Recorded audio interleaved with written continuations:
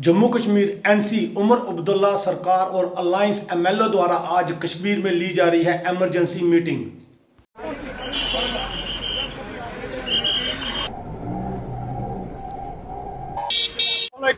Sir, क्या उम्मीद है आज की मीटिंग से? बहुत क्रूशियल मीटिंग है जी। बहुत सारे फैसले लिए जाएंगे जी। और हम डरने वालों में से नहीं है। डंके की चोट पे लड़ेंगे। शेर थे, शेर है, शेर रहेंगे और उनको अपनी औकात दिखाएंगे। आज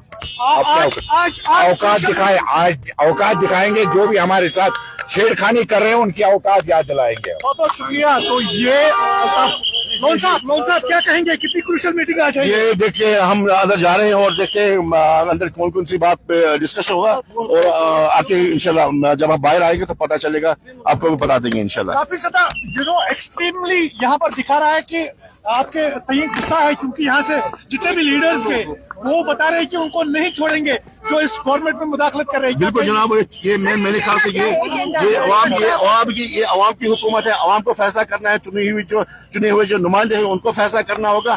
ये कतई हम होने नहीं देगा कि दिल्ली से कोई आके हमारे सरों पे नंगा नाच करेगा। ये हम होने नहीं देंगे इंशाल्लाह।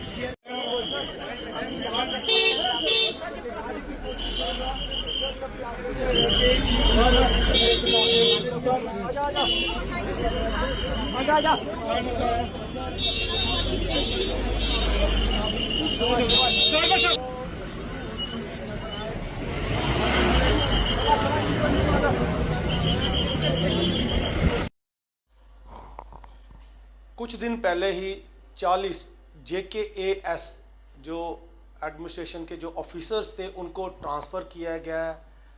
लेकिन आज अगर अभी की बात करें तो आज सुबह से ही जो कश्मीर में उमर अब्दुल्ला सरकार व उनके अलायंस के MLO की आज इस समय लगभग 11 बजे की बात करें तो उनकी मीटिंग चल रही है। मेन एजेंडा तो नहीं पता चल पा रहा, लेकिन उनकी जो है वो मीटिंग इस समय जारी है। वहाँ पे सभी MLA जितने भी हैं वो इस समय मीटिंग कर रहे हैं। अगर कश्मीर में उमर अब्दुल्ला सरकार व अलायंस की और मेन एजेंडे की अभी तक पता नहीं चल रहा है कि किस इश्यूज़ पे जो है वो चल रही है, लेकिन अभी बताया जा रहा है जो कि जो भी वहाँ जो क्योंकि अभी जो बताया जा रहा है कि कम से कम एक तहसीलदार या छोटे मोटे ऑफिसरों की भी जो सरकार है वो ट्रांसफ़र नहीं कर पा रही है, जिस कारण कई ऐसे इश्यूज़ हैं जिस तरह से PH डेली वीज़र्स के या अन्य कई ऐसे इश्यूज़ हैं जिस पे फैसले नहीं लिए जा पा रहे सरकार की तरफ से। क्योंकि अगर यूटी है तो यूटी में जो LG का है वो काफ़ी बड़ा रोल रहता है और LG जो है वो उस पावरों को इस्तेमाल करके जो है वो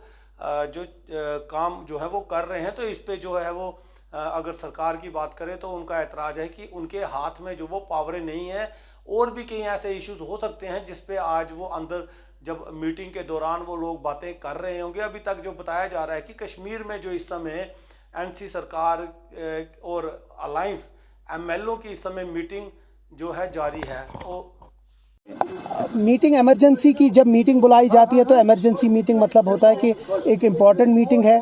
इसके बारे में हम आपको मीटिंग के बाद में बताएंगे, लेकिन आज की डेट पे उमर अब्दुल्ला साहब अभी मीटिंग ले रहे हैं। इसके जो कंटेंट्स है वो हम आपको बाद में बताएंगे। ये जो सर रिशफल हुआ है LG की जानिब से, तो कैसे देखते? गलत है। किसी का हक नहीं है लोगों के मैंडेट को नकार के उनको अंडरमाइन करना।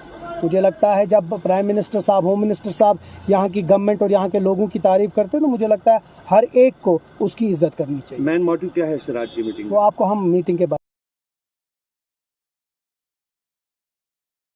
मीटिंग हो रही है। ऑनरेबल चीफ मिनिस्टर साहब ने ज्वाइंट लेजिस्लेटिव पार्टी मीटिंग रखी है जिसमें हमारे अलाइज भी हैं, अलाइज के साथ भी बात होगी और वहाँ पे हम डिस्कशन करेंगे और डिस्कशन करने के बाद फिर हम आपसे मिलेंगे और आपको बताएंगे कि मीटिंग में क्या हुआ, क्या फैसला हुआ, क्या आगे की रणनीति होगी, वो हम आपको साथ शेयर करेंगे। No problem. जो रिशफल हुआ है एलजी की जानिब से, उस पर आपका क्या रिएक्ट है? किस बारे में? जो सर मेरी बात सुने, अभी मीटिंग हो रही है, फिर हम बता देंगे, विस्तार से बताएंगे आपको क्या नहीं।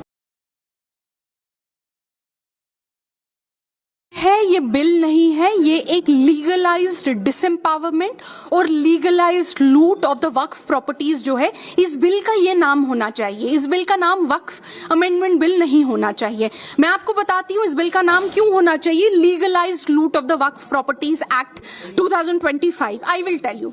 नंबर वन, आप कहते हैं दो तरह की वक्फ प्रॉपर्टीज हैं, एक वक्फ बाय यूजर प्रॉपर्टी, एक जो रजिस्टर होती है, दूसरी चूंकि जो प्रॉपर्टी ऑलरेडी रिलीजियस पर्पसेस के लिए यूज हो रही है, जैसे आस्थान हो गया, मजार हो गया, ईदगाह हो गया, जिसकी रजिस्ट्रेशन नहीं होगी, लेकिन चूंकि वो इस्लामिक पर्पसेस के लिए यूज हो रहा है, वो ऑलरेडी वक्फ प्रॉपर्टी जो है माना जाता है।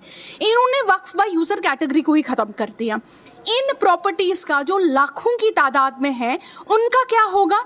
ये कहते हैं कि आपको डिमॉन्स्ट्रेट करना है कि आप यहाँ पे रिलीजियस प्रैक्टिस कर रहे थे, तभी वो प्रॉपर्टी जो है वक्फ प्रॉपर्टी मानी जाएगी। उसका क्या मतलब है? उसका मतलब है कि अब हमको दिखाना है, प्रूव करना है कि हम यहाँ पे अपने मुर्दे दफना रहे हैं, तभी जो है वो मजार मजारगा रहेगा।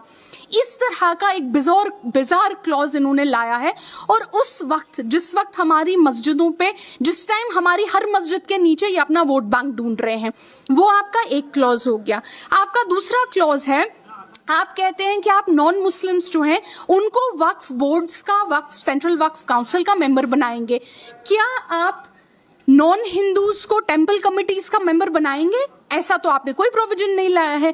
क्या आप नॉन सिख्स को गुरुद्वारा काउंसिल्स का मेंबर बनाएंगे? क्या आप नॉन क्रिश्चियंस को चर्च कमिटीज का मेंबर बनाएंगे?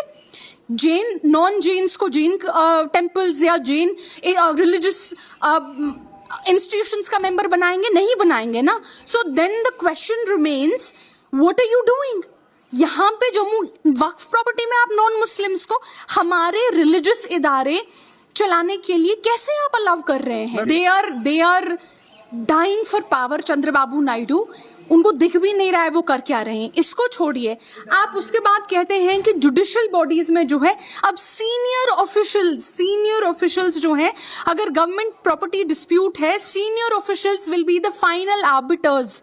मुझे एक बात बताइए, अगर वक्फ प्रॉपर्टी का किसी दूसरे के साथ जो है, वक्फ प्रॉपर्टी का तनाज जो है किसी और के साथ चल रहा है, सरकार के साथ चल रहा है, आप सरकारी अफसर को ही उसका जज बना देते हैं। अगर आपका और मेरा प्रॉपर्टी डिस्प्यूट बना होता है, आपको सरकार जज बना देती है और कहती है senior officials will be the final arbiters. तो आप सोच सकते हैं इस प्रॉपर्टी का क्या होगा। ओवरऑल अगर आप देखेंगे, this is legalised loot of our properties. इससे एक डिसएम्पावरमेंट का सिलसिला शुरू होगा। और शर्म की बात तो ये है कि ये बोलते हैं इससे मुस्लिम औरतें एम्पावर होंगी। किससे ये बात आ रही है? उनसे ये बात आ रही है जिस बीजेपी में एक भी मुस्लिम महिला एमपी नहीं है, एक भी मुस्लिम महिला उनकी एमपी नहीं है, और वो कहते हैं कि हम मुस्लिम महिलाओं को एम्पावर करेंगे। कौन सा एम्पावर आप किसी को करेंगे? अगर यहाँ पे कोई एम्पावर होगा, क्रोनी कैपिटलिस्ट एम्पावर होंगे, लैंड शार्क्स एम्पावर होंगी, इनका जो एक माफिया ग्रुप इन्होंने पाल के रखा है वो एम्पावर होगा। This is a collective, this is a bill to disempower us, and National Conference absolutely in clear terms rejects this bill, it rejects these amendments.